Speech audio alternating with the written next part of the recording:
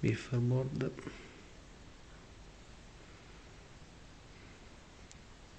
collegato un hub, scheda col file system root di link con chipset Ralink RT73 collegata e funzionante.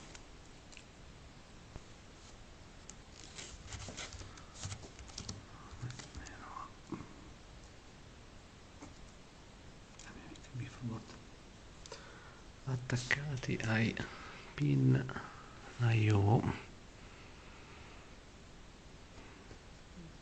quello della seriale numero 8. Arrivo nel mio level converter,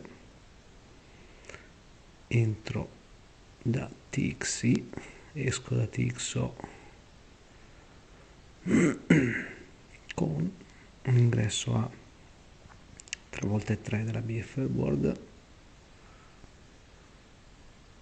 pin a destra, massa a sinistra 3x3, entro nel mio level shifter pareggiato a un altro logic converter, l'altro livello del logic converter, dove c'è i 5 volt che gli arrivano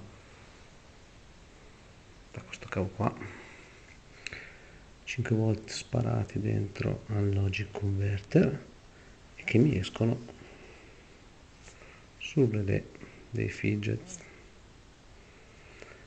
Il fidget è collegato massa e alimentazione di nuovo sempre agli ingressi del level converter. 5 volt vuole e 5 volt bastano. Piccolo giochino di jump, torno al mio amico buffer e tac, si è spostato. Torno qui,